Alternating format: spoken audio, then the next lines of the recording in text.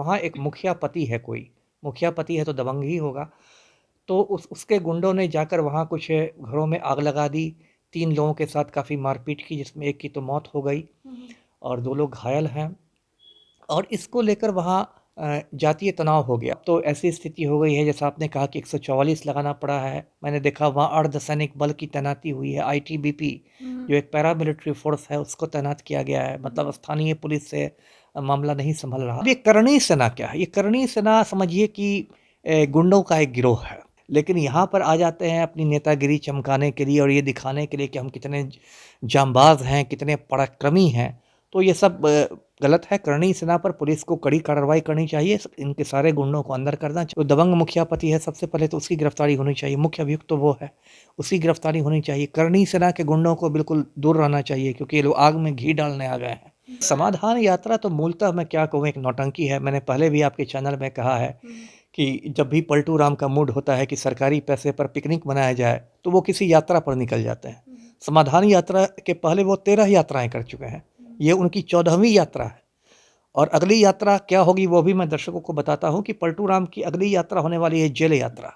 उससे भी कोई इनको नहीं बचा सकता है। सृजन घोटाला में इनको जेल जाना तय है। होता क्या है पुलिस के साथ या प्रशासन के साथ कि जब ऐसे मुद्दे आते हैं तो जो पक्ष राजनीतिक रूप से ज़्यादा मजबूत होता है पुलिस उसका साथ देने लगती है, और जो पक्ष राजनीतिक दृष्टि से कमज़ोर होता है पुलिस उसके ऊपर हावी हो जाती है, उसको परेशान करने लगती है। तो ये नहीं होना चाहिए। स्ट्रिक्ट होकर न्यूट्रल होकर काम करना चाहिए। किसी भी जाति का यदि गुंडा है, अगड़ी जाति का हो, पिछड़ी जाति का हो, उसको अंदर करना चाहिए। नमस्कार, आप देख रहे हैं लाइव बिहार। मैं आपके साथ रूपम।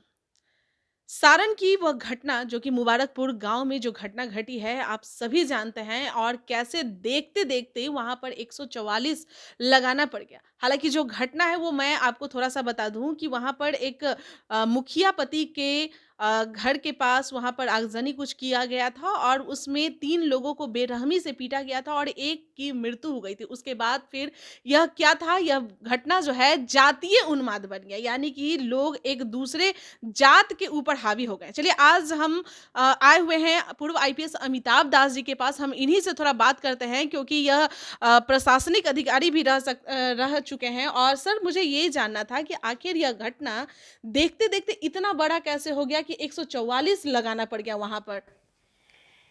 देखिए, पहले तो मैं दर्शकों को इस घटना के बारे में संक्षेप में बता दूं। ये 2 फरवरी की घटना है और सारण जिला जो है उसका एक प्रखंड है माझी, माझी ब्लॉक है। माझी ब्लॉक में एक गांव पड़ता है मुबारकपुर। ये वहीं की घटना है और वहाँ एक मुखिया पति है कोई, मुखिया पति है तो दबंग ही होगा। तो उसके गुंडों ने जाकर वहाँ कुछ घरों में आग लगा दी, 3 लोगों के साथ काफ़ी मारपीट की जिसमें एक की तो मौत हो गई और 2 लोग घायल हैं। और इसको लेकर वहाँ जातीय तनाव हो गया क्योंकि दोनों पक्ष अलग-अलग जातियों के, एक अगड़ी जाति है, एक पिछड़ी जाति है। और आपने कहा कि इतना बड़ा कैसे हो गया, तो देखिए ये दुर्भाग्य है बिहार का कहें या इस देश का भी कहें कि हर चीज़ को लोग जातीय रंग दे देते हैं या फिर सांप्रदायिक रंग दे देते हैं। तो वहाँ भी वही हुआ है और अब तो ऐसी स्थिति हो गई है जैसा आपने कहा कि 144 लगाना पड़ा है। मैंने देखा वहाँ अर्धसैनिक बल की तैनाती हुई है, आईटीबीपी जो एक पैरामिलिट्री फोर्स है उसको तैनात किया गया है। मतलब स्थानीय पुलिस से मामला नहीं संभल रहा है। तो मैं तो आपके चैनल के माध्यम से यही कहूँगा, दर्शकों से यही अपील करूँगा कि आप लोग भाईचारा बना के रखें, सामाजिक सद्भाव बना के रखें क्योंकि सबको साथ रहना है। हम लोग किसी भी जाति धर्म के हों, सबको साथ रखना है, सबको मिलकर रहना है। अब देखिए क्या दुर्भाग्य हो गया है कि यदि आग लगती है तो कायदे से उसमें पानी डालना चाहिए, लेकिन बिहार में होता है क्या है या फिर पूरे हिंदुस्तान में क्या होता है कि आग लगती है तो लोग घी लेकर पहुंच जाते हैं, घी डालना शुरू कर देते हैं और आग को भड़काना शुरू कर देते हैं।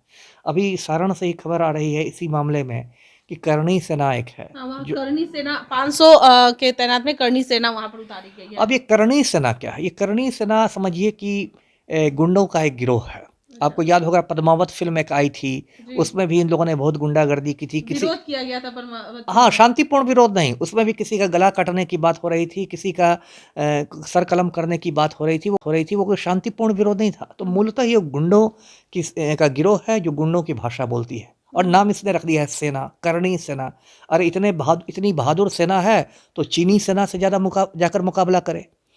चीन कभी गलवान घाटी में घुसपैठ कर देता है, चीन की सेना कभी अरुणाचल प्रदेश में घुसपैठ कर देती है। तो यदि करणी सेना वाले इतने बहादुर हैं तो चीन की सेना के से लोहा लें। तो वहाँ तो ये लोग चूहे के बिल में घुस जाते हैं। लेकिन यहाँ पर आ जाते हैं अपनी नेतागिरी चमकाने के लिए और ये दिखाने के लिए कि हम कितने जांबाज़ हैं, कितने पराक्रमी हैं। तो ये सब गलत है। करनी सेना पर पुलिस को कड़ी कार्रवाई करनी चाहिए, इनके सारे गुंडों को अंदर करना चाहिए और जो दबंग मुखियापति है, सबसे पहले तो उसकी गिरफ्तारी होनी चाहिए, जो मेन अभियुक्त है। और जो वहाँ के का प्रशासन है उसको एक शांति समिति बनानी चाहिए, क्योंकि समाज में यदि गुंडे मवाली हैं तो शांति प्रिय लोग भी हैं, अमन पसंद लोग भी हैं।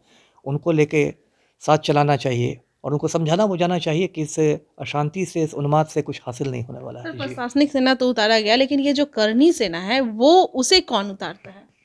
गुंडे उतारते हैं, इन लोग को जातीय संरक्षण रहता है। अच्छा। अब देखिए क्या है कि बिहार में या बिहार के बाहर भी अलग-अलग जातियों की अलग-अलग सेना बनी हुई है। बिहार में आप जानती हैं रणवीर सेना का नाम सुना होगा आपने, बिहार का सबसे खूंखार आतंकवादी संगठन है। उसने दर्जनों नरसंहारों को अंजाम दिया है, सैकड़ों लोगों का खून किया है। उन लोग को राजनीतिक संरक्षण मिलता रहा है, क्योंकि आज नेताजी लोग उनकी मदद करते हैं। कल जब चुनाव आएँगे, लोकसभा, विधानसभा किसी तरह का चुनाव आएगा तो ये लोग फिर नेताजी की मदद करेंगे चुनाव जीतने में। तो दोनों का परस्पर एक संबंध बना रहता है। लेकिन इस नापाक गठजोड़ की वजह से क्या होता है कि हमारे समाज में उन्माद पैदा होता है, हिंसा होती है, बेवजह का खून-खराबा होता है। तो ये बहुत दुर्भाग्य की स्थिति है। सर जी। छपरा में नीतीश कुमार भी गए थे समाधान यात्रा के लिए, तो उसके बाद अब ये समाधान क्यों नहीं वो कर पा रहे हैं? ये जातीय मत क्यों फैल देखिए, रहा है? समाधान यात्रा तो मूलतः मैं क्या कहूँ, एक नौटंकी है। मैंने पहले भी आपके चैनल में कहा है हुँ, कि जब भी पलटू राम का मूड होता है कि सरकारी पैसे पर पिकनिक मनाया जाए, तो वो किसी यात्रा पर निकल जाते हैं। हुँ, समाधान यात्रा के पहले वो 13 यात्राएँ कर चुके हैं। हुँ। ये उनकी 14वीं यात्रा है और अगली यात्रा क्या होगी वो भी मैं दर्शकों को बताता हूँ कि पलटू राम की अगली यात्रा होने वाली है जेल यात्रा। उससे भी कोई इनको नहीं बचा सकता है। सृजन घोटाला में इनको जेल जाना तय है। तो ये समाधान यात्रा क्या है? ये तो एक ऐसे ही नौटंकी है। अभी 9 जनवरी को मुश्किल से 1 महीने पहले पलटू राम सारण जिला भी गए थे हुँ, हुँ। और वहाँ फिर उन्होंने ऐसा दिखाया हो कि सब कुछ का समाधान हो गया और मुस्कुराते हुए निकल गए होंगे। लेकिन कुछ वहाँ होने होने वाला नहीं है, क्योंकि जब तक आपकी इच्छा शक्ति नहीं रहेगी, जब तक आपकी नीयत साफ़ नहीं रहेगी, आप कुछ अच्छा नहीं कर सकते। अब पलटू राम का एक सूत्री कार्यक्रम है कि पलटी मार-मार कर मैं कुर्सी से चिपके रहूँ। ये तो कुर्सी से फेविकोल लगाकर चिपक गए हैं और पलटी मार-मार के चिपके रहते हैं। अब इन बिहार रसातल में जा रहा है, कहाँ जा रहा है, इससे सरकार को कोई मतलब नहीं है। प्रशासन का भी वही हाल हो गया है। जो प्रशासनिक अधिकारी हैं, वो भी सीएम को मक्खन लगाने में व्यस्त रहते हैं। तो कुल मिलाकर देखें तो बिहार की स्थिति बहुत चिंतनीय हो गई है। सर आप आईपीएस रह चुके हैं। एक चीज़ बताइए कि आखिर वहाँ पर अभी तत्काल में क्या करना चाहिए कि इस तरह से विवाद ज़्यादा ना फैले? देखिए, सबसे बड़ी बात है कि जो लोकल प्रशासन है, पुलिस प्रशासन हो या सिविलियन हो, सबसे पहले ऐसे मुद्दों पर निष्पक्ष होके काम करना चाहिए। अच्छा। होता क्या है पुलिस के साथ या प्रशासन के साथ कि जब ऐसे मुद्दे आते हैं तो जो पक्ष राजनीतिक रूप से ज़्यादा मजबूत होता है, पुलिस उसका साथ देने लगती है और जो पक्ष राजनीतिक दृष्टि से कमज़ोर होता है, पुलिस उसके ऊपर हावी हो जाती है, उसको परेशान करने लगती है। तो ये नहीं होना चाहिए। स्ट्रिक्ट होके, न्यूट्रल होके काम करना चाहिए। किसी भी जाति का यदि गुंडा है, अगड़ी जाति का हो, पिछड़ी जाति का हो, उसको अंदर करना चाहिए। तो इससे क्या होता है कि लोगों में पुलिस के प्रति विश्वास का भाव बढ़ता है और किसी तरह के आक्रोश की गुंजाइश नहीं रहती है। तो सबसे ज़रूरी चीज़ है निष्पक्षता, न्यूट्रल होके काम करना। और जैसा मैंने कहा कि जो दबंग मुखियापति है, सबसे पहले तो उसकी गिरफ्तारी होनी चाहिए। मुख्य अभियुक्त तो वो है, उसकी गिरफ्तारी होनी चाहिए। करनी सेना के गुंडों को बिल्कुल दूर रहना चाहिए, क्योंकि ये लोग आग में घी डालने आ गए हैं। जब आग में पानी देने की ज़रूरत है तो ये लोग घी लेकर पहुँच गए हैं। इन पर कठोर कार्रवाई होनी चाहिए। शांति समिति की बैठकें होनी चाहिए।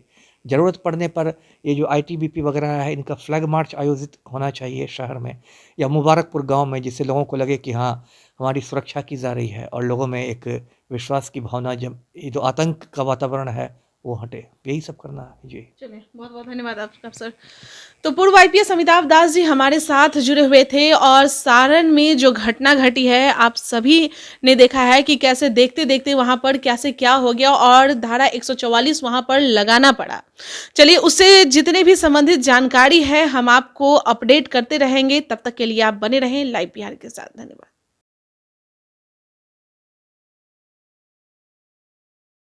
लाइव बिहार यूट्यूब पर सब्सक्राइब और फेसबुक पर लाइक जरूर करें।